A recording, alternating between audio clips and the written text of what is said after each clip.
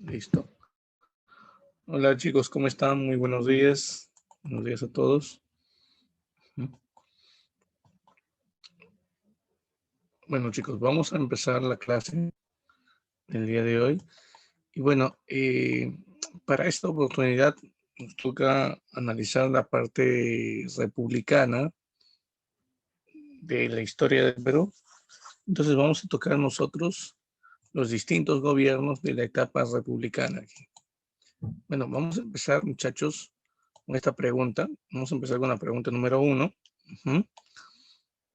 Y bueno, la pregunta 1 hace alusión a la situación económica en la que se encontraba el Perú a inicios de la República. Para eso debemos tomar en cuenta algunas cosas, chicos. Por ejemplo, para eso debemos nosotros tener presente, ¿no? Cuál era la situación en la cual se encontraba nuestro país a inicios de la República. Por ejemplo, una de las cosas que debemos tener presente es justamente que el Perú en el aspecto económico se encontraba en una profunda crisis, ¿sí? No te vayas a olvidar, el Perú se encontraba en una profunda crisis. Esta crisis económica se terminó desatando debido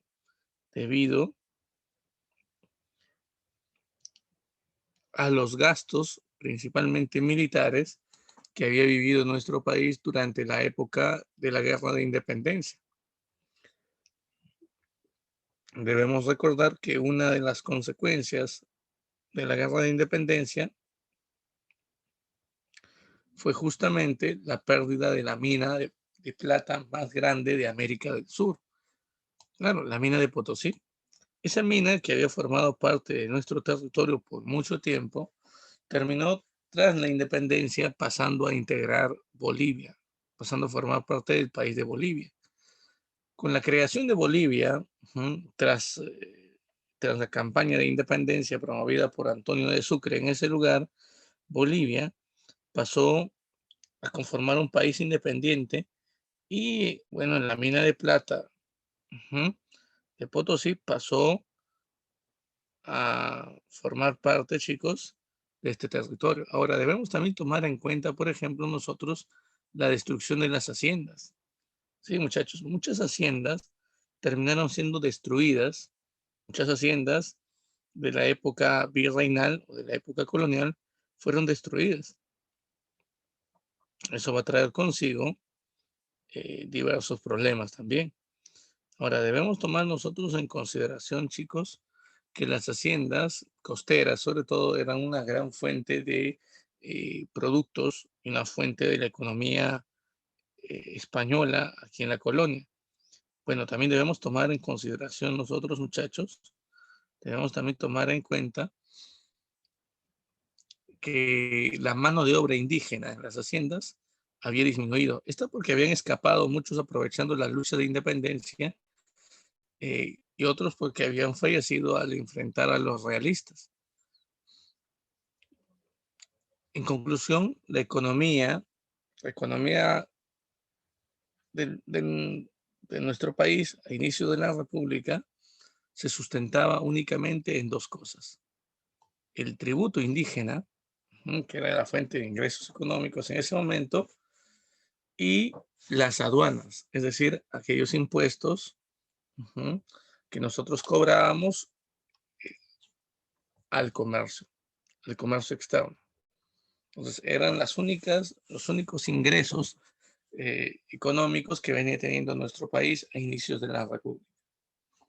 En el aspecto social, nuestro país, muchachos, todavía mantenía ciertos problemas. Por ejemplo, la esclavitud, ¿sí? El yanaconaje. Eran problemas, ¿no?, basados en la discriminación y en la explotación de la mayoría de personas en nuestro país. Por ejemplo, el yanaconaje era la servidumbre en las haciendas aplicado a la población indígena. En el aspecto político, nuestro país se encontraba dividido en dos grupos. Existía un grupo denominado como conservadores y otro grupo denominado liberales. Ambos venían teniendo ideas totalmente distintas. Por ejemplo, En el aspecto político, los conservadores señalaban que era preferible un ejecutivo fuerte. Entonces, ¿qué significa esto de ejecutivo fuerte? Significa, chicos, significa que el poder recae en manos del presidente. Ese es un ejecutivo fuerte. Ahora, ellos señalaban entonces que el poder debería recaer principalmente en el presidente y no en el Congreso.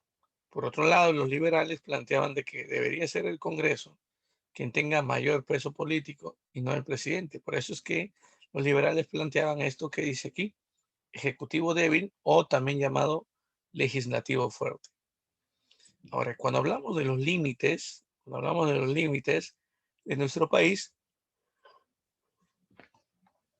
nosotros tenemos que darnos cuenta primero cuál era el territorio del Perú. Miren por aquí esta imagen.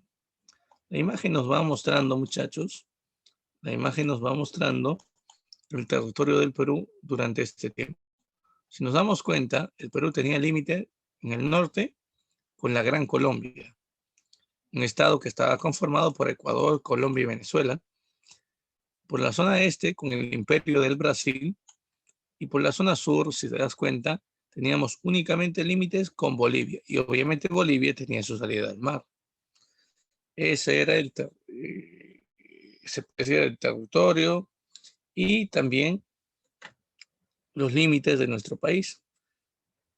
Teníamos departamentos que habían sido creados a raíz de las intendencias. Arequipa, Puno, Ayacucho, Huancavelica, Lima, Junín y La Libertad. Sí, no te vayas a olvidar, esos conformaban los primeros departamentos del Perú. Ahora, ¿qué respuesta me das a la pregunta número 1?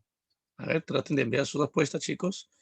Y bueno, existían dos principios limítrofes durante este tiempo. Existía un principio denominado como el uti possidetis. ¿Qué significa el uti possidetis? Era un principio basado en antiguos mapas. El principio decía, posee lo que has poseído, es decir, los territorios que antes formaban parte de la audiencia, por ejemplo, de Lima y de la audiencia del Cusco,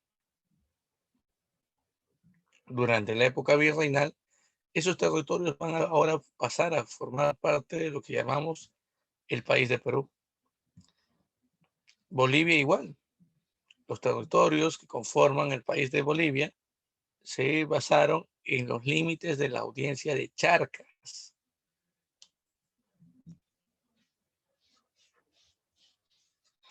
O sea que se toma como base los territorios delimitados por los españoles a través de las audiencias para que sean la base de los dominios de los países ahora en la República.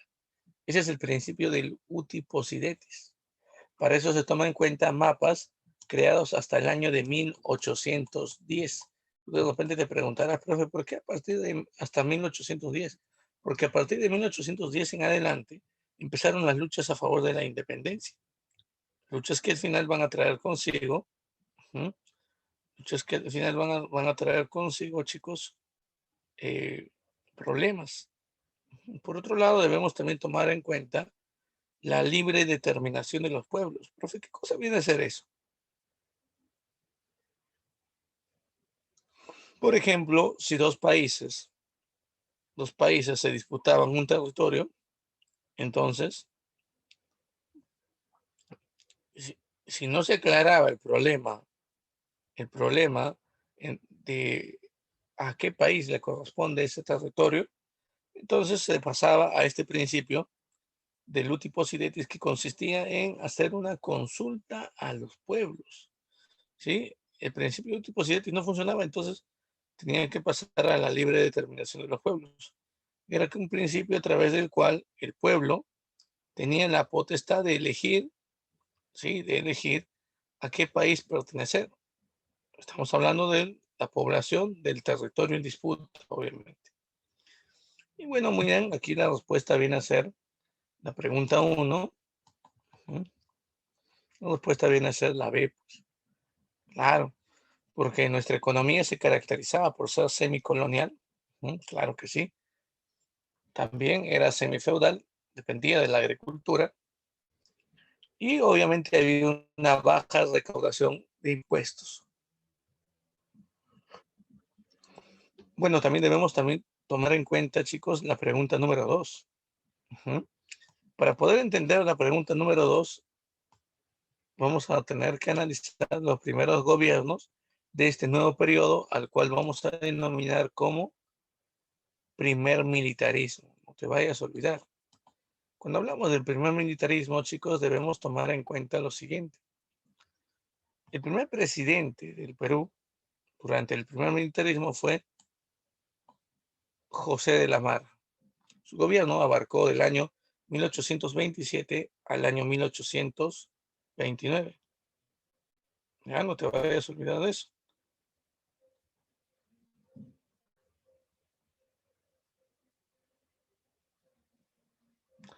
Profe, una pregunta.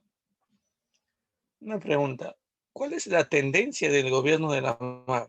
Aquí tenemos que darnos cuenta, chicos, que los presidentes podrían ser liberales o conservadores. La Mar es liberal. Uno de los hechos más significativos, por ejemplo, es la creación de la Constitución del año 28.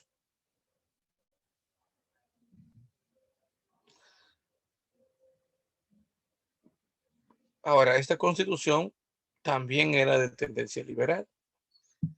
Dentro de esta Constitución, por ejemplo, se establecía, chicos, la creación de un impuesto que todas las comunidades andinas indígenas deberían pagar. Ese impuesto se llamaba la contribución indígena. Debemos recordar que San Martín había eliminado el tributo indígena. Bolívar había restablecido este impuesto, pero con otro nombre. Bolívar la había denominado contribución indígena. Este impuesto, chicos, entonces, este impuesto que ahora llamamos contribución indígena, tenía que ser pagado por todas las comunidades indígenas del Perú. Bueno, hubo un pueblo, una población ayacuchana, de indígenas, conocidos como los iquichanos. El pueblo de Iquiche en Ayacucho decidió no pagar este impuesto y se terminó rebelando. Ellos alegaban de que durante la época del virreinato,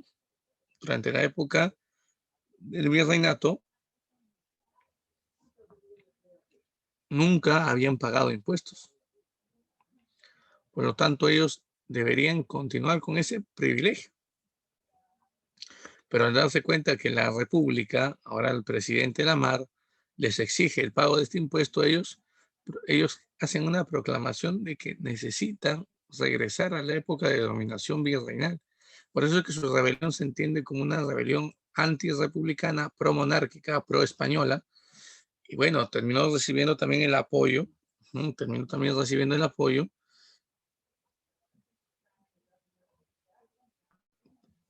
de varios españoles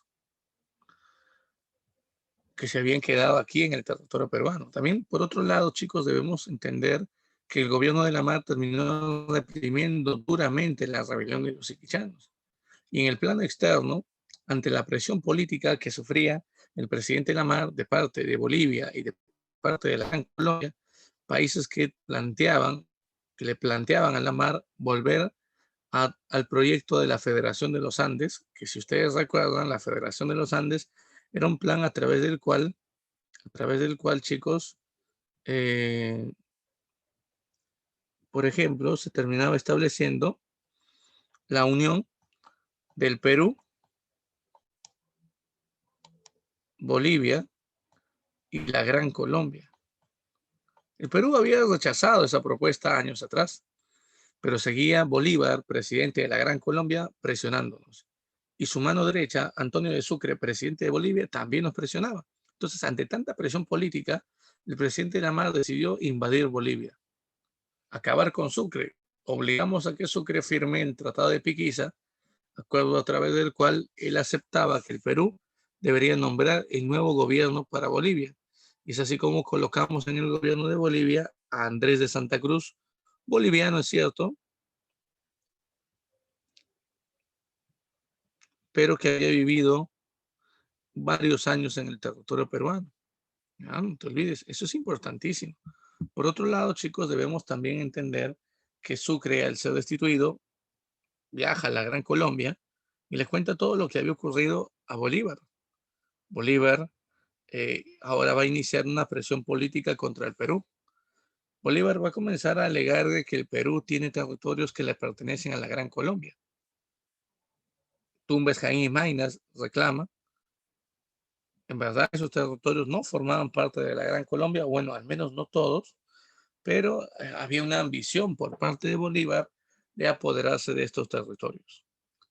Es así como esto motivó al primer enfrentamiento peruano, la guerra contra la Gran Colombia. Enfrentamos en el mar, en el combate de Malpelo, a las tropas, a la fuerza marítima de la Gran Colombia, venciéndola.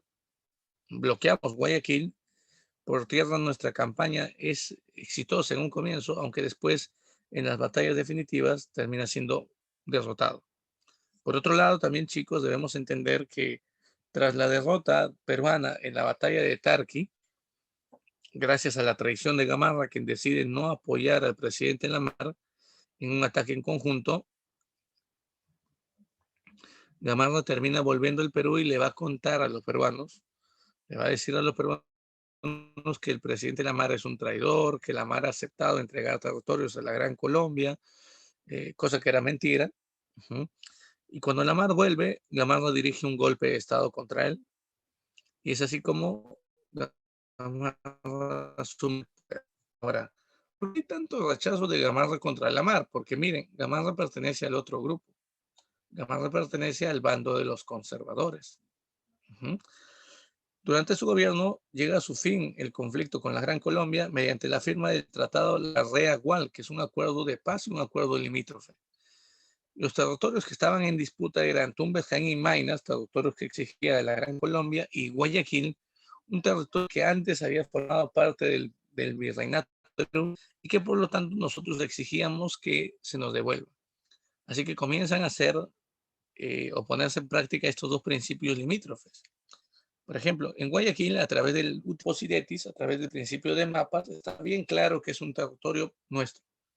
Pero Bolívar exigió de que no debería entregarse al Perú este territorio por uti possidetis. Deberíamos hacer una consulta al pueblo de Guayaquil. Al final, la población de Guayaquil votó y la mayoría eligió pertenecer a la Gran Colombia. En Tumbes, en el caso de Tumbes, también Maynas, el principio que se aplicó fue el uti possidetis. Estaba demasiado claro en los mapas antiguos que estos territorios eran del Perú, por lo tanto mantuvieron su permanencia aquí. El caso de Jaén fue distinto, chicos. En los mapas Jaén figuraba como un territorio de la Gran Colombia, bueno, del antiguo virreinato de Nueva Granada. Por lo tanto, debería pertenecer a la Gran Colombia. El Perú se puso firme y planteamos libre determinación de los pueblos. La población de Jaén votó y la mayoría eligió quedarse en el Perú. Porque mantuvimos el control de Jaén, que ahora forma parte de Cajamarca. Dentro del plano interno, el gobierno de Gamarra impulsó una serie de modificaciones, chicos. Por ejemplo, Gamarra estableció la ley de aranceles.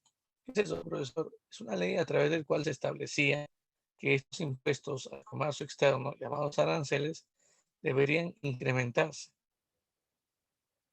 Se planteó un incremento del 90% a todos los productos que se elaboraban aquí en el Perú. Por ejemplo, si se quería, por ejemplo, de repente, si España quería vender aquí en el Perú, nos imaginemos textiles, y los textiles se elaboraban en el Perú, entonces como era un producto elaborado en el Perú, era un producto peligroso porque podía ser competencia al producto peruano. Así que se cobraba en ese caso 200% de aranceles. Pero por ejemplo, si los franceses quieren vender muebles y en el Perú no se fabrican muebles, entonces ese producto que no es fabricado aquí en el Perú, que por lo tanto no va a ser competencia a un producto peruano, va a tener que pagar 90% de aranceles. Si se dan cuenta, son impuestos altísimos, son impuestos elevadísimos.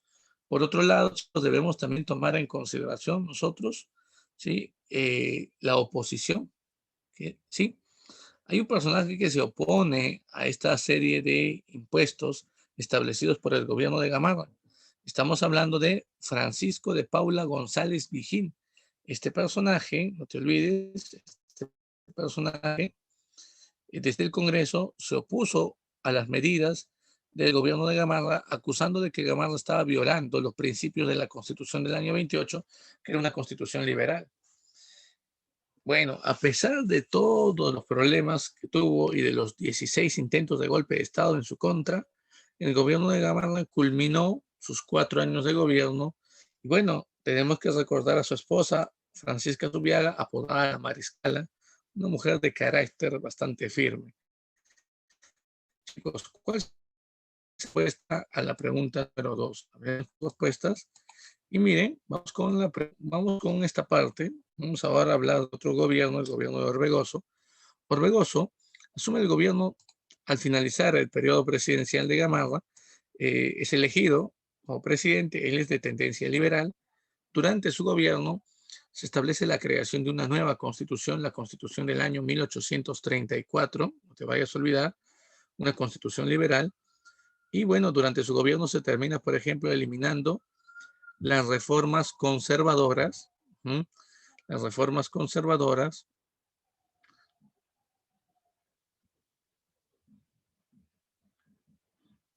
que había realizado Gamarra durante su periodo de gobierno.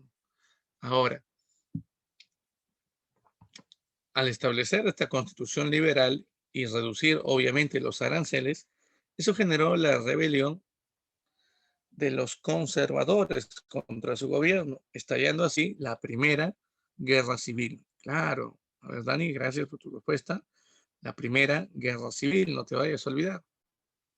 La oposición de los conservadores estuvo dirigido por un hombre llamado Pedro Bermúdez, quien trató inicialmente de negociar con el gobierno acepta, al final Pedro Bermúdez se pone terco, quiere que el gobierno de Orbegoso termine, que el presidente renuncie a su cargo, gracias Ripper, eh, y al final, al no querer negociar con Orbegoso, un conservador más joven, Rufino Echenique, decide destituir a Bermúdez del mando conservador en esta rebelión y decide poner fin a estos enfrentamientos llegando a acuerdos con el gobierno de Orbegoso.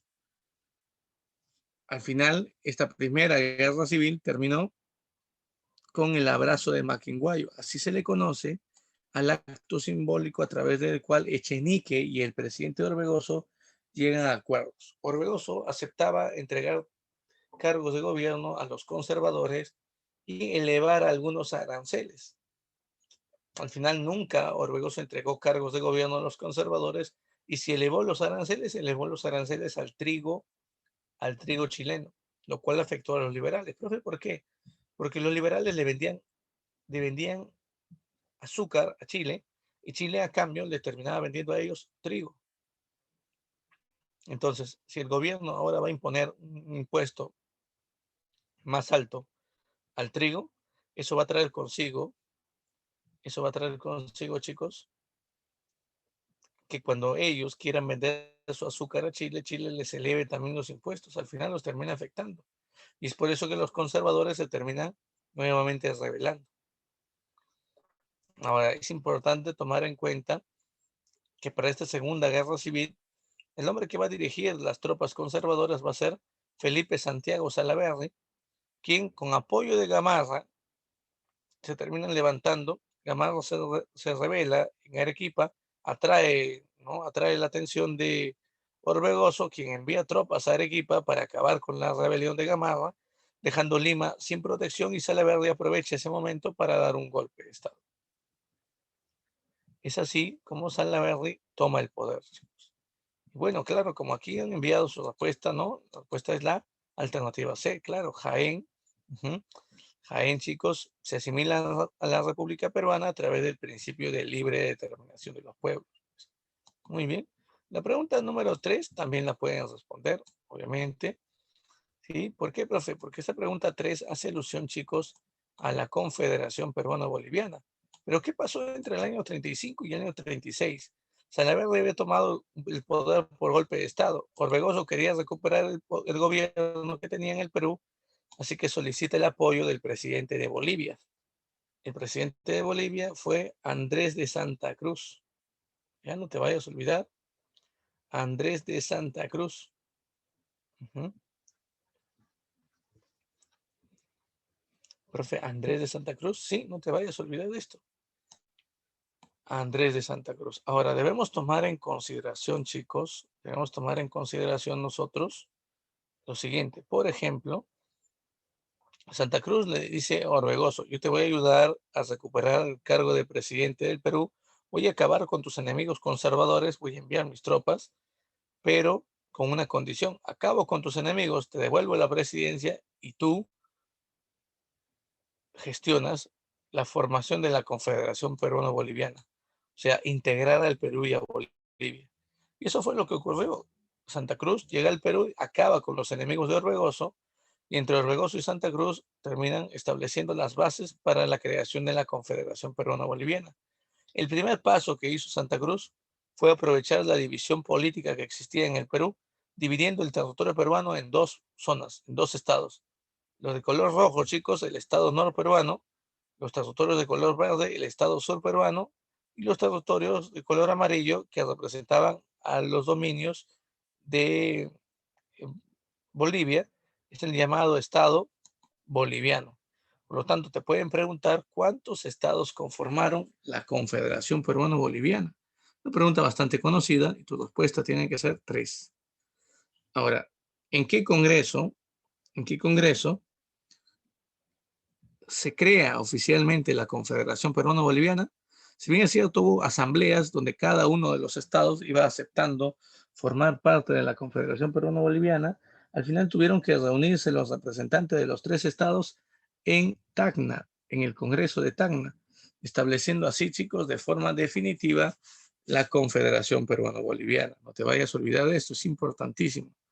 Por otro lado, chicos, debemos también tomar en cuenta entonces eh, que la Confederación Peruano-Boliviana no es solamente un proyecto de tipo político, es un proyecto también de corte económico, sobre todo comercial, y también es un proyecto de tipo militar, que unía al Perú, dividido en 2 estados, y al estado de Bolivia. Por eso es que en la pregunta número uno,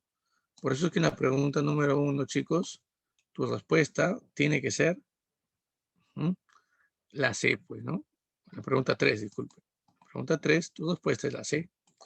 Ahora, tenemos también la pregunta, a ver si vas marcando. Ujú. La pregunta 4 hace alusión a las políticas que toma Santa Cruz como gobernante de la Confederación Peruano-Boliviana. Una de las acciones, por ejemplo, que él hace es establecer una constitución, la constitución de Tacna, una constitución que debería regir la vida política de la Confederación Peruano-Boliviana. Pero su medida más importante fue esto, chicos, el sistema de puertos libres. Santa Cruz termina decretando a Arica, Callao, Paita y Cobija como puertos libres. Profe, ¿qué significa esto de puertos libres? Significa, chicos, que lo que va a hacer Santa Cruz es tratar, chicos, de convertir a Arica, Callao, Paita y Cobija en puertos libres de carga tributaria para los productos principalmente ingleses. El objetivo principal era atraer las inversiones inglesas. Por eso que la política de puertos libres decía lo siguiente, chicos. Todo producto inglés que llegue directamente a los puertos de la Confederación no pagarán impuestos. 0% de aranceles a esos productos que sean vendidos en los puertos de la Confederación, pero que hayan partido de su país de origen en dirección a la Confederación de forma directa.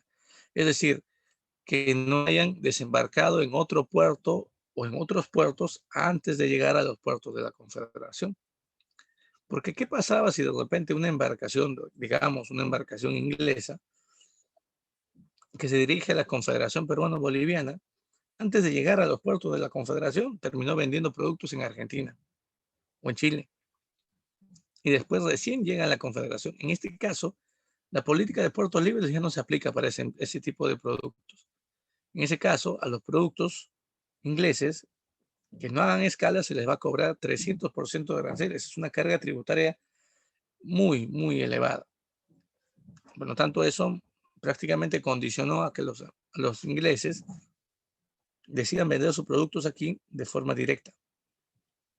Obviamente eso perjudicó el comercio tanto chileno como también el comercio argentino. Es por eso, chicos, que tanto Chile como Argentina se van a convertir en los enemigos de la Confederación Peruano-Boliviana. Ahora, no van a ser los únicos enemigos de la Confederación, porque dentro de la Confederación hay un sector denominado como los conservadores que están en contra de la existencia de esta forma de gobierno y están en contra del gobierno de Santa Cruz y están en contra también de la política de puertos libres. Ahora, tenemos que entender que Santa Cruz es el creador de la Confederación y es su máximo jefe político. Si bien es cierto, en cada uno de los estados que conformaban la Confederación había un presidente, chicos, Santa Cruz tenía un cargo por encima de estos presidentes. Santa Cruz tenía el cargo de protector de la Confederación.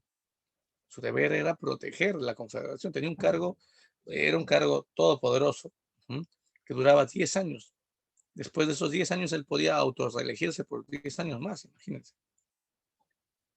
Pero bueno, la política de puertos libres fue un éxito. Se atrajo a muchas inversiones inglesas. La Confederación poco a poco se convirtió en el nuevo núcleo geopolítico de desarrollo comercial y militar en América del Sur. Pero obviamente generó el resentimiento de chilenos y de argentinos. Así que el gobierno de Argentina y el gobierno de Chile van a decidir poner fin a la Confederación Peruano-Boliviana. Sobre todo el gobierno chileno. Existía un ministro en Chile llamado Diego Portales que estableció esto, la doctrina Portales, que tenía dos objetivos para Chile. Que Chile se expanda, quitándole territorios a Bolivia y también a Perú por el norte, o también que Chile se expanda en dirección al este. Y obviamente el hecho de expandirse al norte involucraba primero acabar con la Confederación Peruano-Boliviana. Por eso los chilenos tomaron como pretexto el siguiente hecho. Un expresidente de ellos, llamado Ramón Freire, intentó dar un golpe de Estado en Chile y para esto él tomó el control, ¿sí? Capturó una embarcación peruana, Callao, y se dirigió a Chile. A punta de cañonazos disparó contra el territorio chileno. Al final, la Marina chilena captura ese barco peruano, desembarca a Ramón Freire y Chile acusa al Perú de haber colaborado con este personaje para intentar dar un golpe de Estado en Chile. Y es así como Chile declara la guerra a la Confederación Peruano-Boliviana. Tremendo pretexto. Chile encabeza dos campañas o dos expediciones restauradoras. La primera, dirigida por Manuel Blanco Encalada, terminó siendo derrotada por las fuerzas de la Confederación Peruana-Boliviana en la zona de Paucarpata, Arequipa. Y la segunda expedición restauradora, que fue dirigida por Manuel Bulnes, Manuel Bulnes terminó siendo victoriosa, venciendo a las fuerzas de la Confederación en Ancash, en una batalla llamada Yungay. Esta batalla va a ser la última. Esta batalla va a ser la que ponga fin a la Confederación Peruano-Boliviana, chicos. No te vayas a olvidar, aquí tenemos un mapa de ambas expediciones. La que llega hasta Paucarpata, Arequipa, la primera, y la segunda, que es exitosa, que llega hasta Ancash, Yungay. Tras la victoria en Yungay, Santa Cruz escapa de la Confederación a otro país de Sudamérica y más tarde también partió de Europa. Entonces así fue como la Confederación Peruano-Boliviana, chicos, un tremendo proyecto político, llegó a su fin. ¿Cuál sería tu respuesta en la pregunta número 4? A ver. Dice, la política de los puertos libres fue uno de los detonantes contra la Confederación Peruano-Boliviana, porque, muy bien, a ver, Quispe, muy bien, excelente. A ver qué dicen los demás.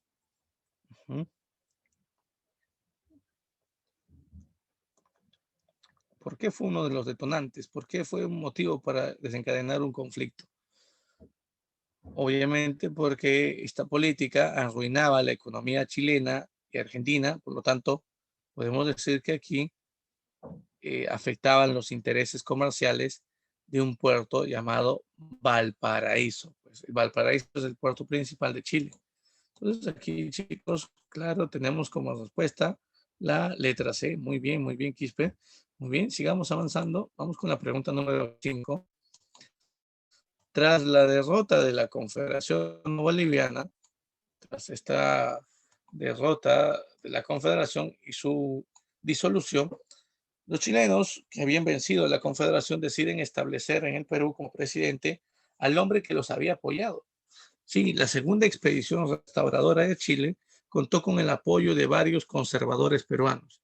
Entre ellos, el más notable, que principalmente va a apoyarlos, va a ser Agustín Gamarra. No te vayas a olvidar. Va a ser Agustín Gamarra. Su gobierno, denominado como la Restauración o el gobierno restaurador, abarcó del año 1839 al año 1841. ¿Se dan cuenta, chicos? ¿Se dan cuenta? No te vayas a olvidar de esto, por favor. Si se dan cuenta, chicos, es un periodo de gobierno de apenas 2 años. Durante su gobierno tan corto, se estableció la creación de un congreso, el Congreso en Huancayo. Bueno, este congreso al final terminó estableciendo una constitución, la Constitución de Huancayo, desde 1839. Esta constitución establecía que el periodo de gobierno de un presidente no debería durar 5 años o 4 años, como se había indicado en las constituciones anteriores, sino el periodo de gobierno debería tener una amplitud de 6 años, no te olvides. Por otro lado, también se estableció el contrato Quirós. Profe, ¿qué cosa es esto del contrato Quirós, chicos? El contrato Quirós, para que me entiendan, el contrato Quirós es aquel contrato a través del cual el Estado peruano terminó alquilando o arrendando las islas de Chincha. Las islas de Chincha, estas islas, chicos,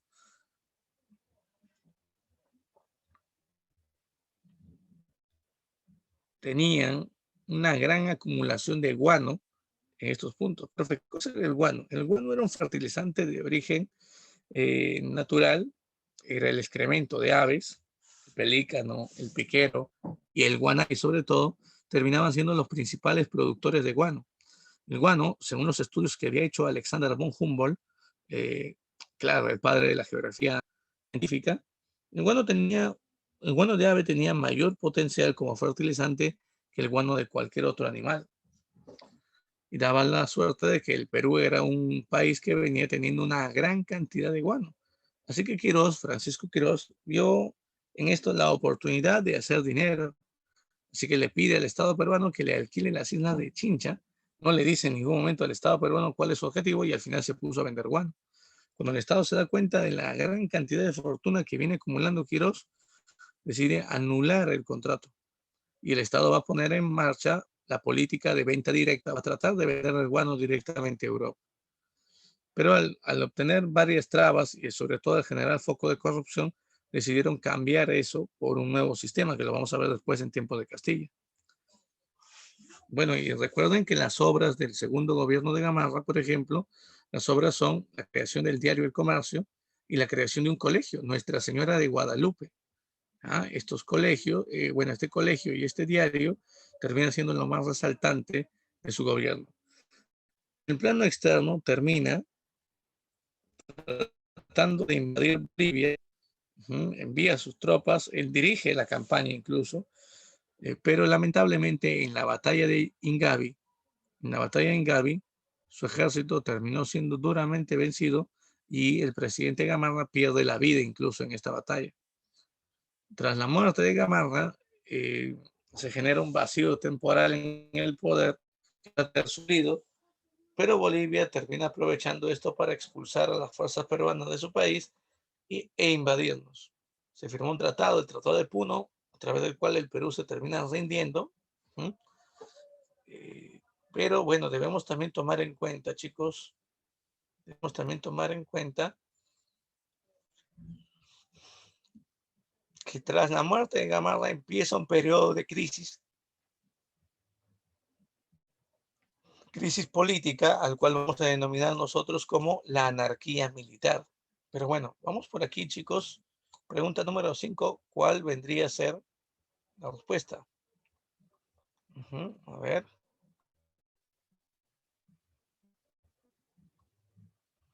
Muy bien, claro, la E, pues, ¿no, muchachos?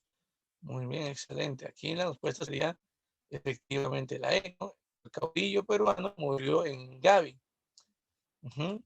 Claro, tras su muerte, dije que un periodo de crisis conocido como la anarquía militar, periodo de inestabilidad política, periodo de constantes golpes de Estado, no te olvides.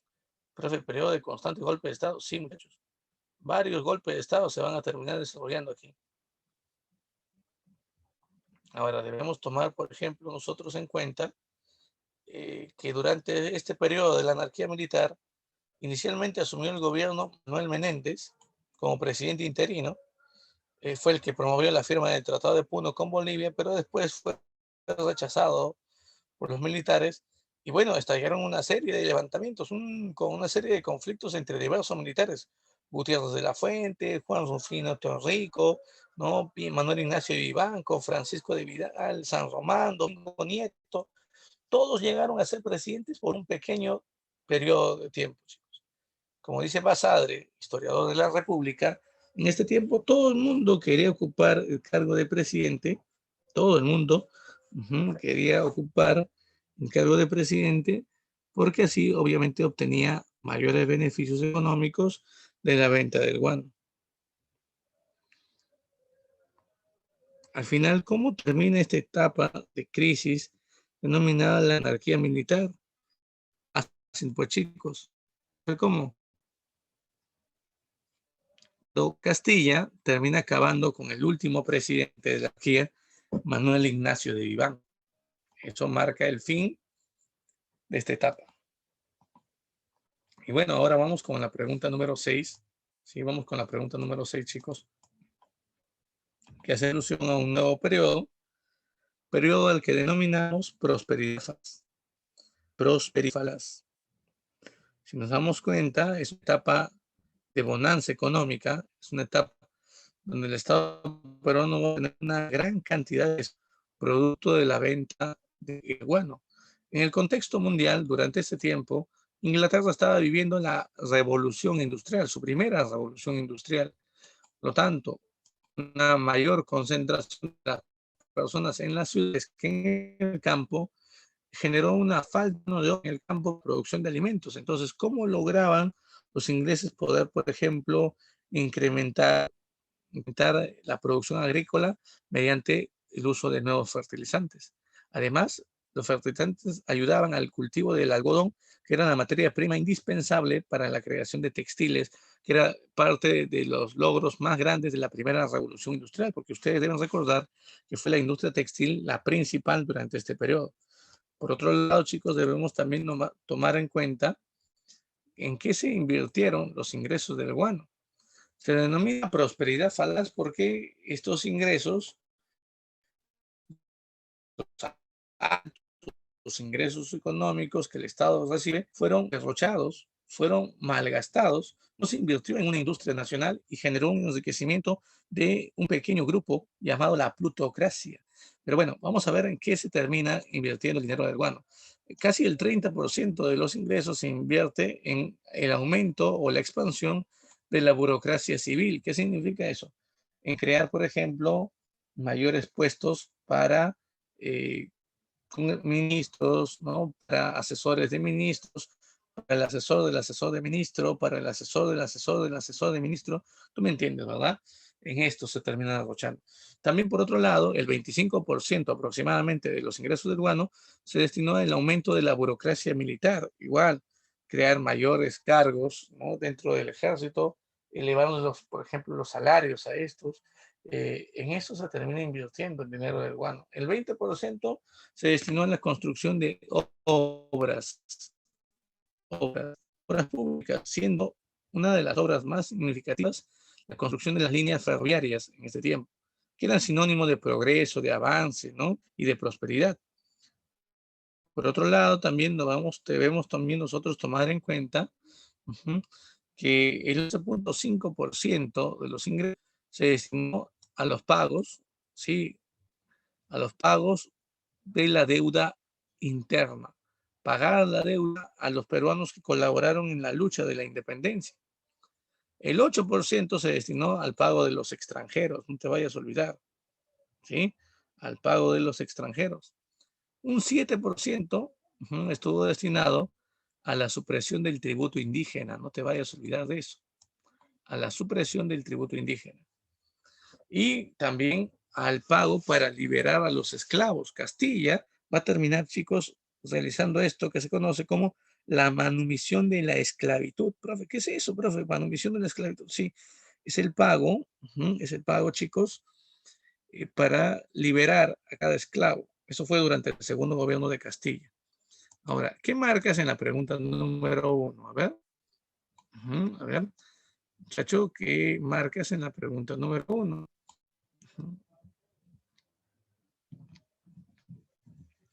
¿Qué pasó en la prosperidad falaz? A ver.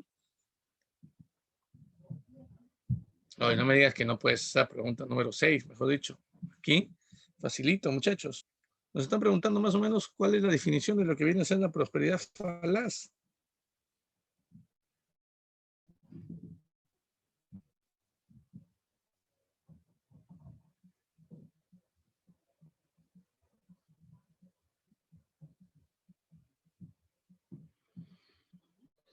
Obviamente, claro, muy bien, Dani, muy bien, Silvia, muy bien, excelente. Aquí la respuesta sería la B, pues, claro. Muy bien, claro. Obviamente, simplemente es ubicar la respuesta a lo que es la prosperidad falaz. Y bueno, tenemos también esta otra pregunta, la pregunta número 7. Ya, entonces vamos a ir viendo eh, qué marcas. Muy bien. Este presidente es el que va a dar inicio a la prosperidad falaz. Profe, ¿quién es Ramón Castilla? Durante el gobierno de Castilla, debemos recordar algo, él pertenecía a la tendencia, ¿sí? Él pertenecía al grupo de los conservadores. Durante su gobierno se impulsó la firma del contrato Gibbs. ¿Contrato Gibbs? Sí, con el contrato Gibbs, chicos, con el contrato Gibbs, se inicia el sistema de las consignaciones extranjeras. ¿Cómo es esto de las consignaciones extranjeras?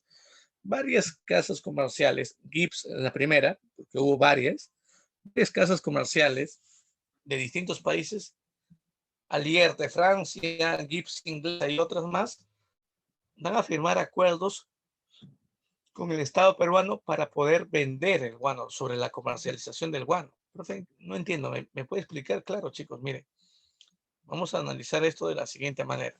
Para que me entiendan, ¿m? Para que me entiendan, muchachos, Gibbs señalaba lo siguiente.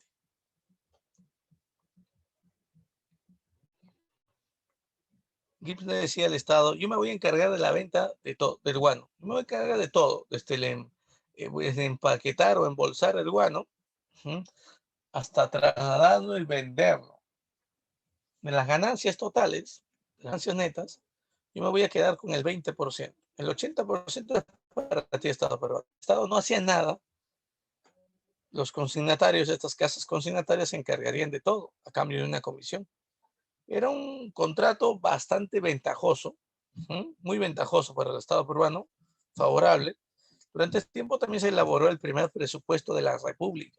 Era necesario saber cuánto dinero ingresaba y cuánto dinero se retiraba del Estado peruano.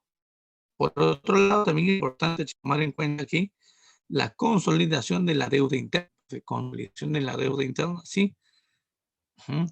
Aquí hay una idea muy importante, chicos, que no se retire y no te has olvidado de esto, se va a destinar el pago a todos aquellos peruanos que han apoyado en la independencia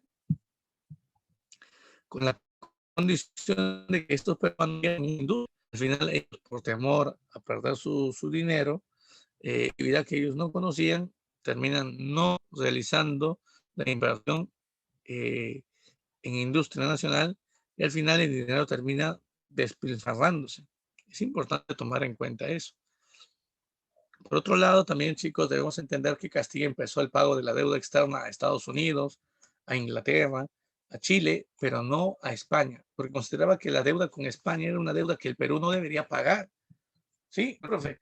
Por eso que ningún presidente del Perú después tampoco va a pagar la deuda a España, porque España había aprovechado, habíamos vencido a España en la batalla de Ayacucho y era, obviamente, era ilógico que el Perú vencedor tuviese que pagar un impuesto a España, ¿no? O mejor dicho, tuviera que pagar reparaciones de guerra a España. Cuando ellos son los que han perdido, ellos deberían pagarnos a nosotros, no nosotros a ellos. Pero bueno, también recuerden que había una escasez de mano de obra esclava en las haciendas, así que se trata de importar mano de obra desde China.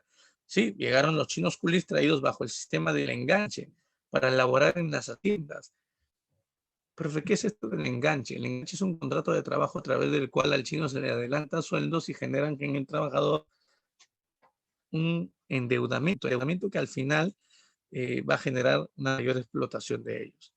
También hay un debate político importante entre liberales y conservadores. Los liberales, dirigidos por los hermanos Gálvez y Benito Lazo, planteaban el derecho que todas las personas deberían tener la oportunidad de ser elegidos como candidatos mediante el sufragio y también tener el derecho a votar. No importaba si tú supieras leer y escribir, ¿no? Todos tienen ese derecho. Los conservadores, dirigidos por Bartolomé Herrera, señalaban que el voto era un derecho que debería ser solamente otorgado a aquellos que supiesen leer y escribir. Eso se llama soberanía de la inteligencia. Al final termina venciendo la oposición de los liberales. ¿Qué más? ¿Hay algunas obras que se terminan impulsando aquí? Claro que sí. Por ejemplo, la construcción de la línea férrea Lima-Callao, que es la primera línea ferroviaria en nuestro país, y la compra o adquisición del primer barco a vapor, al cual le llamamos RIMAC. Recuerden que estas son creaciones, son inventos de la primera revolución industrial. El Perú, al tener esto, era sinónimo de avance, de progreso en su tiempo. ¿Qué marcan en la pregunta 7, chicos? A ver, ¿qué marcan en la pregunta 7? A ver, a ver. La B, muy bien, excelente, muy bien. Muy bien, Chipana, muy bien, Ritber, muy bien, excelente. La hacienda pública significa la economía del Estado. Pues. Y obviamente para administrar la economía del Estado se crea el primer presupuesto nacional. Es Castilla, su primer gobierno, muchachos. Muy bien, tenemos por aquí otra pregunta, pregunta 8. Y bueno, tenemos algunos gobiernos que continúan al de Castilla, por ejemplo, el gobierno de Echenique. Echenique también era conservador, era amigo de Castilla. Durante su gobierno termina firmando un acuerdo con Brasil, por ejemplo, el Tratado Herrera da Ponte y Ribeiro, un tratado de libre navegación por el río Amazonas, así como también de libre comercio por este río, no te olvides. Por otro lado, también tomamos en cuenta, chicos, la inmigración alemana. Profe, no entiendo, ¿cómo es esto de la inmigración alemana? Sí, para que me entiendan un poco, muchachos, para que me entiendan esto, por favor, presten atención aquí. Se establecía lo siguiente. Miren, se establecía la llegada de alemanes, austriacos a la selva central, bajo el pretexto de que se tenía que mejorar la raza. Se importó mano de obra de estos lugares, no te vayas a olvidar. Al final se les terminó otorgando tierras en la selva, permitiendo que ellos terminen y puedan llevarse café con una exoneración de impuestos, por ejemplo, a Europa. Obviamente también haciendo funcionar el circuito económico del Amazonas. La idea es que ellos no solamente colonicen la selva, sino que también intensifiquen el comercio por el río Amazonas. Importante tomar en cuenta este grupo. Por otro lado, también, chicos, es importante señalar que hubo un escándalo que ocurrió durante el gobierno de Echenique. Echenique repartía el dinero del guano, pagaba la deuda interna únicamente a los conservadores, a sus amigos, A los liberales no. Es más, incluso al realizar estos pagos de la deuda interna, entre él, el presidente Echenique y los conservadores se robaban el dinero. Se falsificaban la firma de Bolívar, se pagaba excesos de la deuda interna. Al final, todo esto va a ser denunciado por los liberales a través del diario El Comercio, y el pueblo va a rechazar al gobierno de Echenique. Castilla va a aprovechar esto para para criticar al gobierno de Echenique, su amigo, para proclamarse un liberal y para plantear la idea de que si lo apoyan, él sacaría a Echenique del poder mediante un golpe de Estado, iniciando lo que él llamó la revolución liberal. Y tras la batalla de La Palma, Castilla termina destituyendo al gobierno de Echenique y haciéndose del poder. Así es como inicia el segundo gobierno de Castilla. Ahora, este segundo gobierno de Castilla, chicos, se caracteriza sobre todo por la creación de dos constituciones, la del año 56, que es una constitución liberal, a través del cual se establece la anulación o eliminación de la contribución indígena y también de la esclavitud. Obviamente se elimina la esclavitud previo pago a los hacendados por la liberación de cada uno de sus esclavos. 4 años después se crea otra constitución, la del año 60, una constitución que favorece a los liberales como a los conservadores. Por eso es que esta constitución le llamamos conciliadora o moderada, no te olvides. Constitución conciliadora o moderada.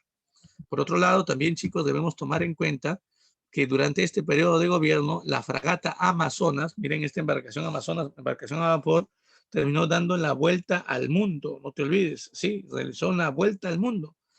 Por otro lado, también debemos tomar en cuenta que Castilla, en su segundo gobierno, le da la oportunidad a peruanos de poder vender el guano. A eso se llama el inicio de consignaciones nacionales. Por otro lado, se aplica un censo, nos damos cuenta de que la cantidad de peruanos eran casi 2,5 millones de peruanos y que Lima era el centro de mayor concentración de personas. Por lo tanto, Lima debería crecer, las murallas deberían ser destruidas y Lima tenía que ampliarse. Por otro lado, chicos, se termina bien produciendo un pequeño incidente con el Ecuador, ya que los ecuatorianos habían entregado territorios del Perú a los ingleses como parte del pago de su deuda. Cuando los peruanos nos enteramos, movilizamos las tropas de la frontera, quisimos atacar Ecuador. Ecuador nos manifiesta de que se había equivocado, de que todo esto tenía solución, así que eh, nos plantean la posibilidad, chicos, de eh, la posibilidad de poner fin o solucionar estos problemas. Al final, Ecuador plantea la solución de pedir a los ingleses el retorno de los territorios a favor del Perú y bueno, no hay conflicto. Esto llega a su fin mediante un tratado llamado Mapasingue, no te olvides. Tras el gobierno de Castilla, por cierto, durante este gobierno también se impulsó la creación de esto. Miren, el primer mapa de la República por este tiempo, no te vayas a olvidar. Por otro lado, también recuerda, se estableció el gobierno de San Román, un militar de avanzada edad que lamentablemente a los pocos meses de asumir el cargo de presidente fallece. Durante su gobierno se impulsaron dos cosas: el sistema métrico decimal. A partir de ese momento empezamos a utilizar nosotros las medidas de 1 kilo, 1 litro y bueno, 1 metro y sus múltiplos. Y también el sistema bimetalista, es decir, a partir de ese momento teníamos nosotros una moneda bajo dos denominaciones, dos metales distintos, un sol de oro y un sol de plata, no te olvides. Por otro lado, después de la muerte de San Román, asumió el gobierno Juan Antonio Pezet. Su gobierno está enmarcado en el contexto, chicos, del enfrentamiento contra España.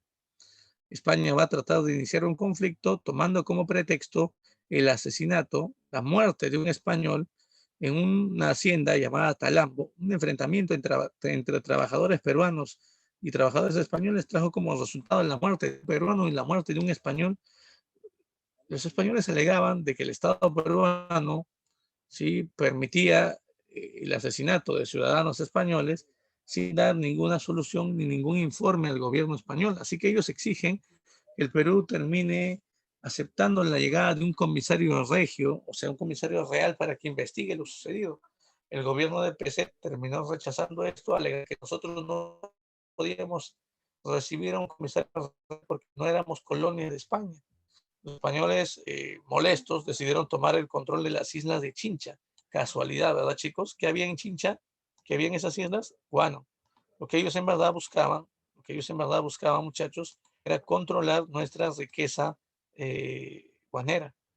Al final, el Perú, el Estado peruano, termina promoviendo un acuerdo con los españoles en el Tratado Vivanco-Pareja, a través del cual el Estado le pagaría a los españoles la suma de 3 millones de pesos por una indemnización por daños y prejuicios.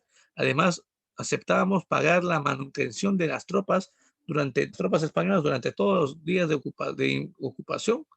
Ellos no habían venido aquí a perder el tiempo, no en las islas de Chincha, sino hacer una expedición científica, y teníamos que pagarle nosotros una manutención a sus tropas. Si hacíamos eso, los españoles se retiraban de la isla de Chincha. Obviamente el Perú tenía que saludar a la bandera española previamente a eso. Imagínate la humillación. Ese tratado fue rechazado por varios personajes. Castilla, desde el Congreso, se opone a esto. Fue expulsado por el gobierno de Pezet.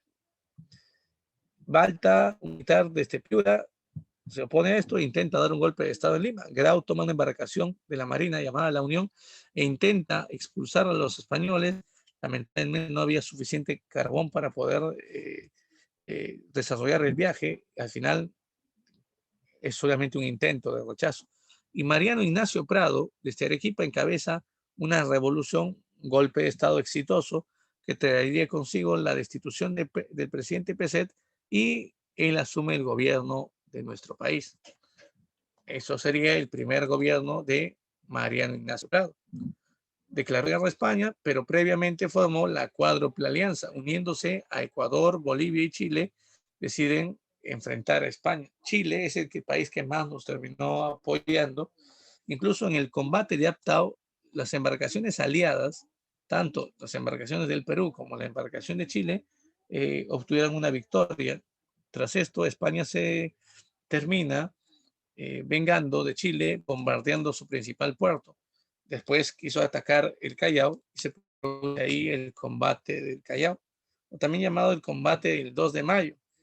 ¿Sí? Estamos en el año 1866, chicos, 1866, y bueno, al final este combate es una victoria peruana.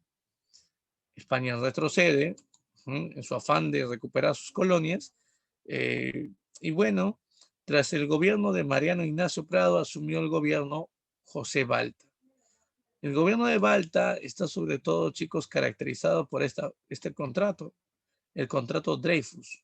Dreyfus fue firmado, este contrato, por el ministro de Economía, Nicolás de Piérola, y la Casa Dreyfus en Francia, no te olvides, la principal casa comercial. ¿Qué se establece aquí, chicos? Se establece el sistema del monopolio comercial del guano. Es decir, el Estado peruano le va a entregar a Dreyfus la potestad de ser el único que pueda vender guano. Esto obviamente afectó a los consignatarios peruanos, a los comerciantes de guano peruanos.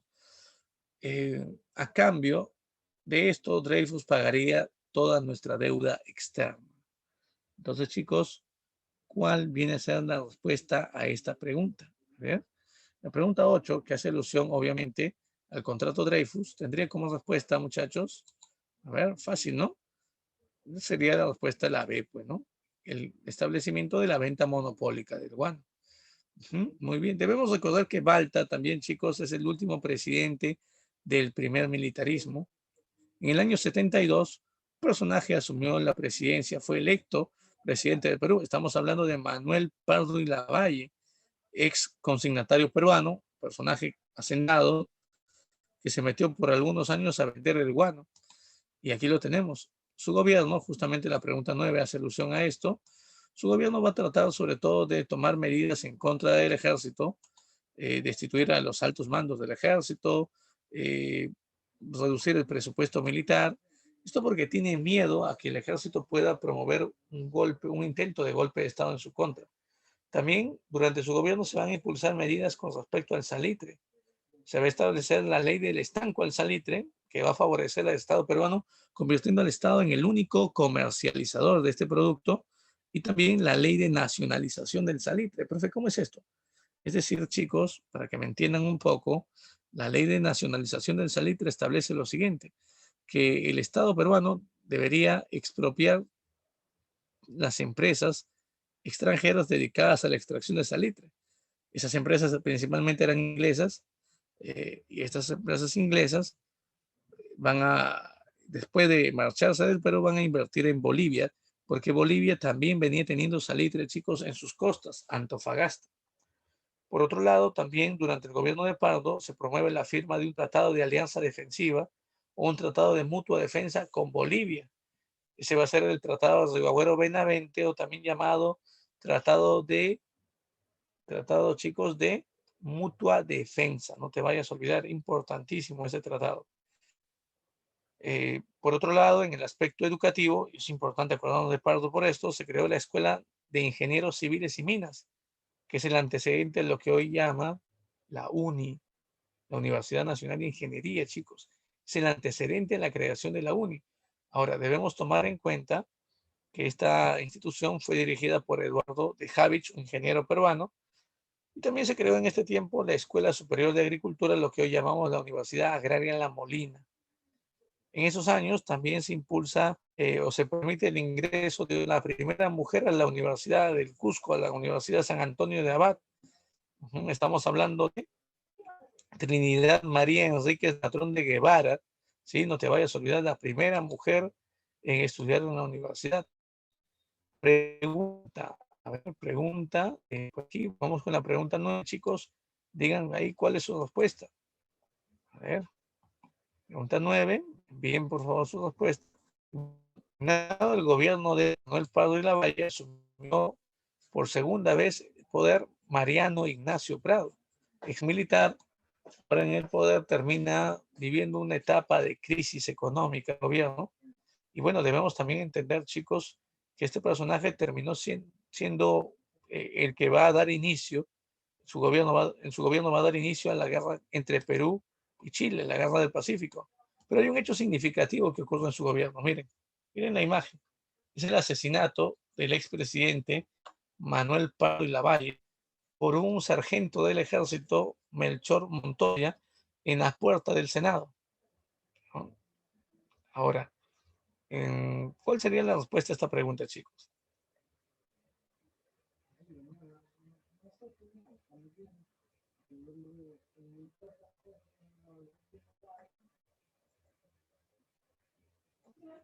A ver, ¿cuál sería la respuesta de esto, chicos? ¿Cómo vamos? La E, pues, ¿no? Todas tienen a ser premisas válidas para el gobierno de Pardo, todas. La educación, se despide militares, ¿verdad? La 2. Y obviamente hay unas políticas relacionadas al salitre. Pues claro, muy bien. Vamos con la pregunta número 10, que hace ilusión, chicos, a un periodo distinto, el segundo militarismo, un periodo que se va a establecer en el Perú tras el conflicto con Chile, no te olvides, tras el conflicto contra Chile, no te vayas a olvidar de esto. Ahora, debemos tomar en cuenta algunas cosas aquí. Por ejemplo, muchachos, el gobierno de Miguel Iglesias es el que va a dar inicio al segundo militarismo. Durante este gobierno se reapertura la Universidad San Marcos, también se termina reaperturando las clases en el Colegio Guadalupe.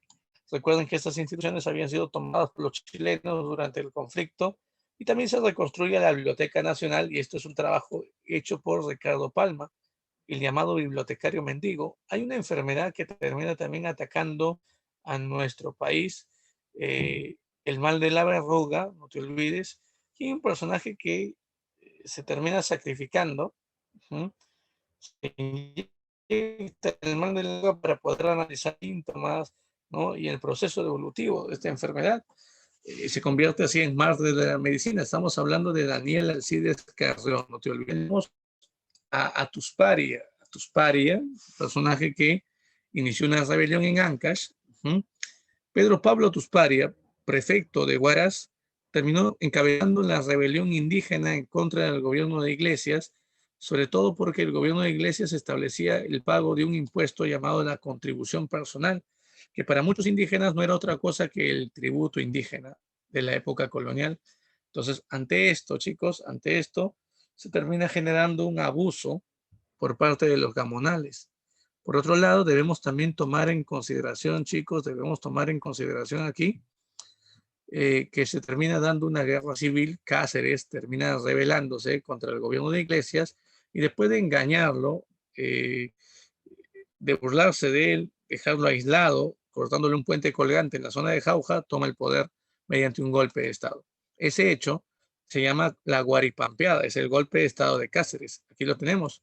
Cáceres en el poder va a terminar tomando algunas medidas para tratar de solucionar sobre todo la crisis económica de nuestro país generada tras el conflicto con Chile. Por ejemplo, una de las acciones que va a tomar el gobierno de Cáceres va a ser eliminar el billete fiscal que estaba devaluado y crear una nueva moneda, el sol de plata. Creó algunos impuestos, sobre todo el impuesto al alcohol, el impuesto al tabaco, el impuesto al opio e incluso también el impuesto al papel sellado para poder recaudar mayores ingresos al Estado y poder solucionar la crisis. Todos esos intentos terminaron siendo fracaso. La única medida que tuvo que tomar el gobierno, no le quedaba de otra, fue aceptar la firma del contrato Grace. Justamente la pregunta 10 nos habla de esto.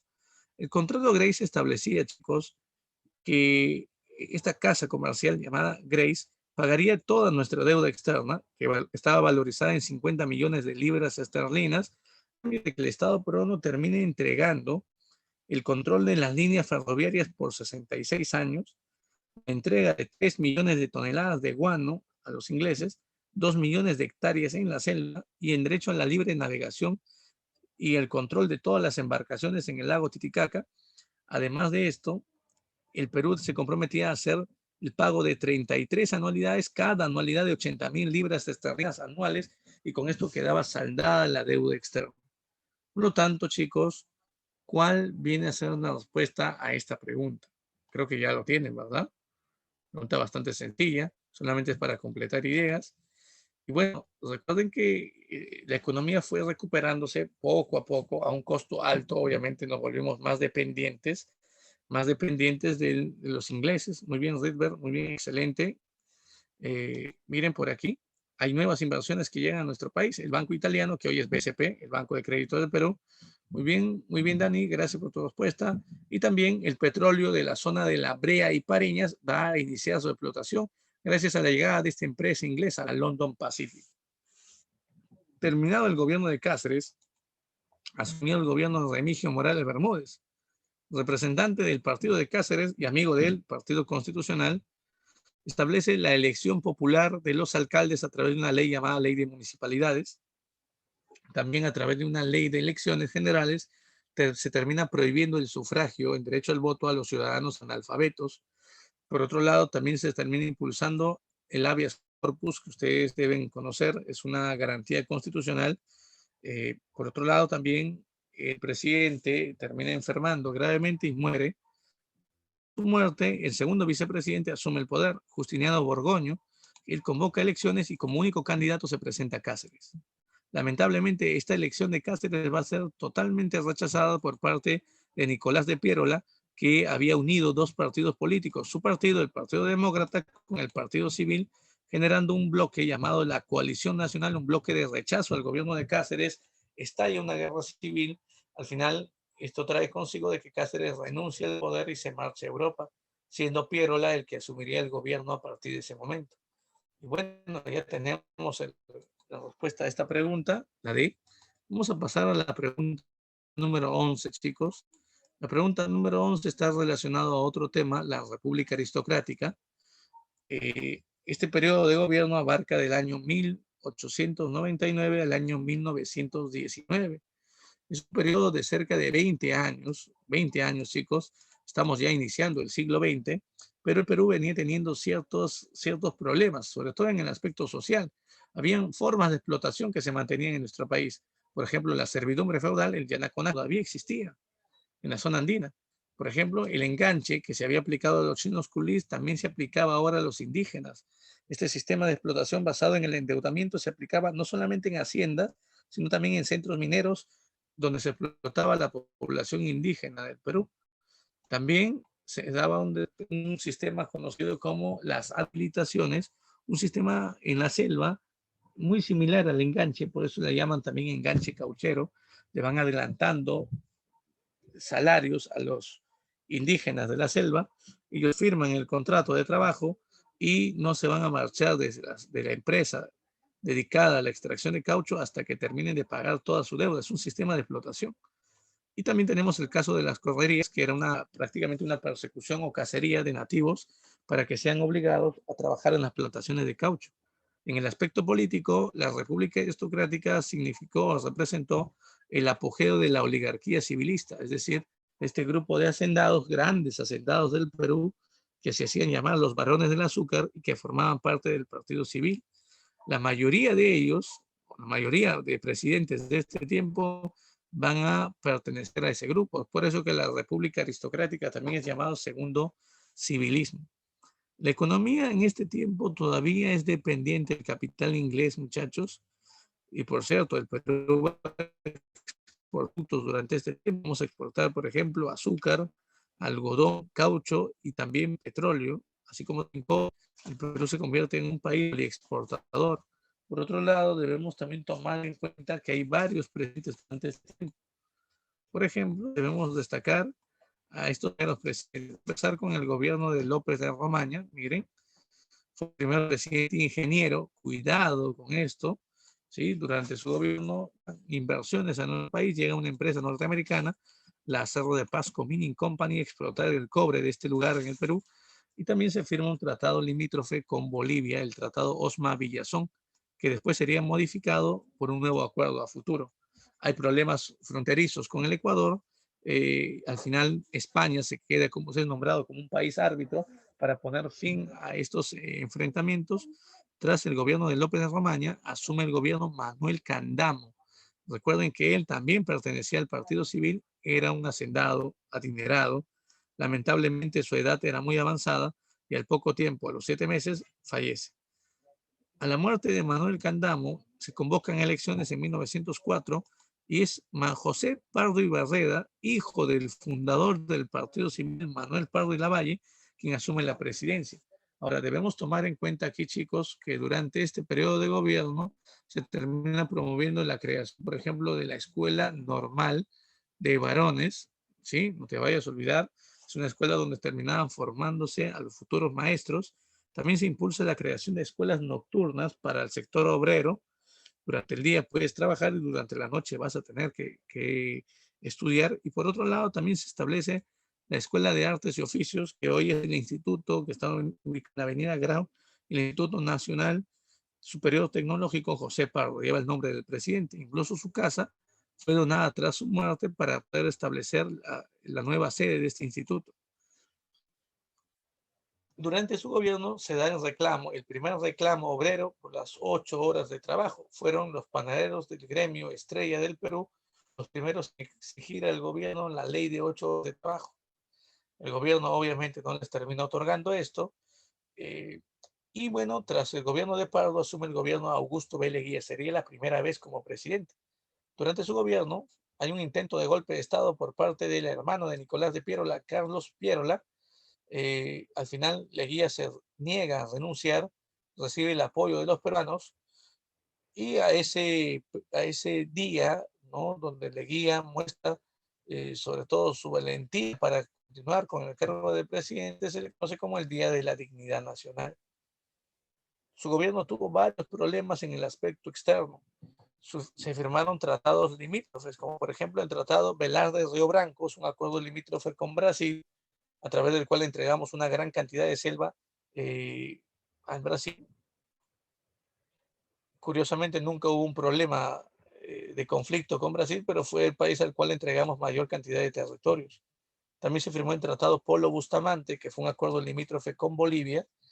Hay incidentes fronterizos, por ejemplo, con Colombia, y hay un incidente con Chile, un malentendido llamado el incidente de la Corona. Se rompen las relaciones diplomáticas con Chile por algún tiempo y también se produce en este tiempo el primer paro nacional obrero, chicos. El gremio Textil Vitarte termina dirigiendo esta marcha. ¿Qué es lo que piden los obreros? Piden la ley de 8 horas de trabajo. El gobierno de Leguía solamente les da ley de accidentes de trabajo, nada más. Ante esto, las protestas siguen. pero va a ser durante el gobierno del presidente Guillermo Billinghurst quien se otorgaría la primera ley de 8 horas de trabajo. ¿A quién, profe? A los estibadores del puerto de Arsena de Callao, no te olvides. A eso le llamamos ley parcial de 8 horas de trabajo. También, previo a esto, el gobierno de Billinghurst, llamado también el Pan Grande, porque era un gobierno muy populista, ya que prometió entregar mayor cantidad de alimentos a menor precio en su campaña electoral, eh, Billinghurst, que tenía la oposición de un Congreso totalmente civilista, para poder contrarrestar la presión política del Congreso, dio también a los obreros la ley de huelgas, convirtiendo a esta medida de lucha obrera en una medida legal y justa. Antes de esto, la huelga no era permitido, chicos, era una medida de reclamo totalmente prohibido. Al final, Billinghurst, después de haber decretado la ley parcial de 8 horas de trabajo, generó un sinnúmero de revueltas y protestas obreras exigiendo todos la ley de 8 horas, lo que desencadenó que los pares, amigos de los miembros del Partido Civil, den un golpe de Estado, y es así como el general Óscar Raúl Benavides llega al poder. Su gobierno es un periodo bastante corto, son unos meses, desde el año 1914 a 1915. Durante estos años llega una empresa norteamericana a nuestro país a extraer petróleo, la IPC. Por otro lado, también se inaugura el Canal de Panamá y se inicia en el contexto mundial el desarrollo de la Primera Guerra Mundial, no te olvides. Después del gobierno de Benavides, nuevamente José Pardo y Barreda asumen el cargo de presidente. Las exportaciones terminan elevándose debido a la demanda por la Primera Guerra Mundial. En el contexto también en Rusia estalla la revolución bolchevique encabezada por Lenin. Se produce una rebelión campesina en Puno, la llamada rebelión de Rumi-Maki, en contra del abuso que cometían los gamonales en contra de las comunidades campesinas. Y este gobierno es el que decreta la ley de 8 horas de trabajo de forma general. Y bueno, chicos, ¿cuál sería la respuesta a esta pregunta? A ver, ¿cuál sería la respuesta a esta pregunta?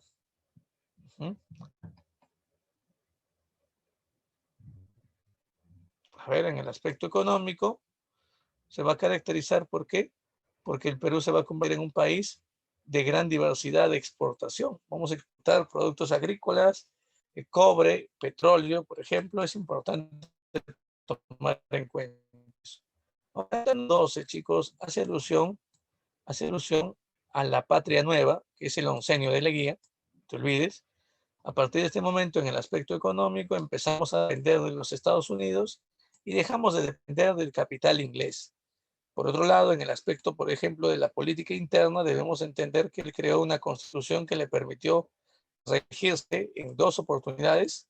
Estamos hablando de la constitución del año 20, pero también aparecen los partidos de masa, el Partido Socialista Peruano y el APRA, no te olvides.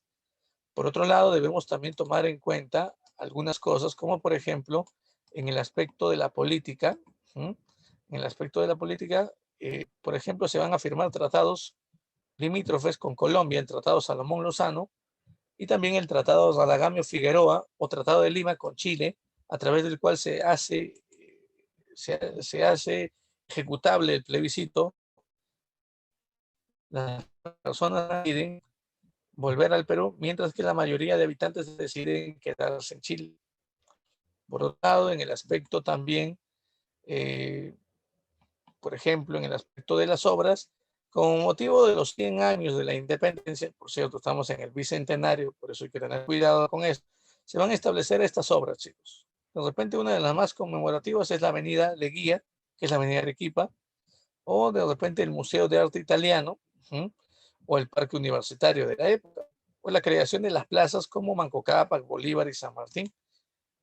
Al final, la crisis económica iniciada con el crack del 29, con la quiebra de la bolsa de valores de Wall Street en el jueves negro, el 24 de octubre del año 29, llega a repercutir en el Perú, trae consigo también una crisis económica, una serie de protestas que al final, chicos, van a traer consigo un golpe de Estado por parte de Sánchez Cerro en contra de Leguía. Ese hecho marcaría el fin del gobierno de Leguía. Aquí podemos entonces señalar, a ver, como respuesta a la pregunta, chicos, la alternativa A, pues, ¿no? 1 y 2. Ya no te vayas a olvidar de esto. 1 y 2. Obviamente nos están hablando de hechos políticos, ¿no? Por eso sería 1 y 2. Muy bien. Tenemos también la pregunta 13, que está relacionada al ochenio de Odría.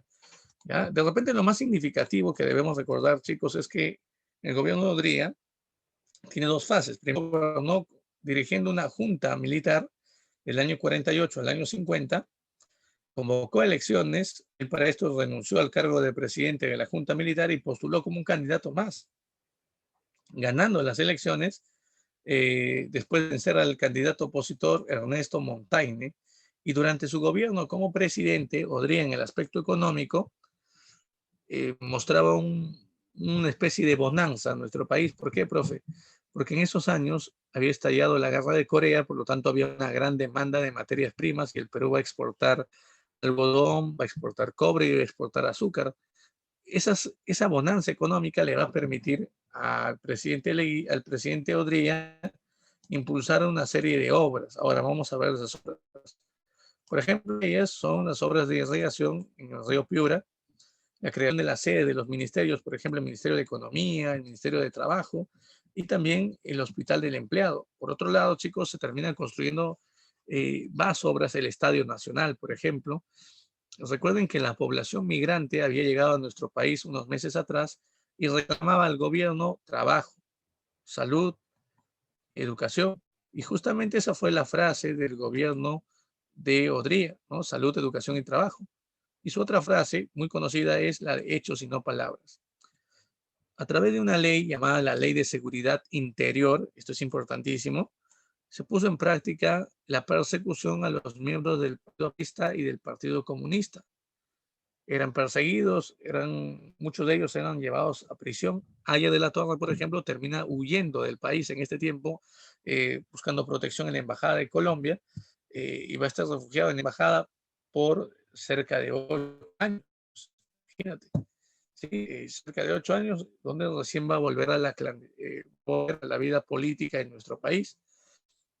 Por otro lado, chicos, las obras son más significativas. El aspecto social, por ejemplo, como motivo de la migración se forman las primeras barriadas o pueblos jóvenes, se terminan creando hospitales, el hospital del Seguro Social obligatorio del empleado, el hospital militar, el hospital naval. Esto que ha venido en examen de admisión de la UNI fue, por ejemplo, la creación de un salario dominical para los obreros. También el establecimiento de la gratificación por fiestas patrias se termina estableciendo a partir de este momento.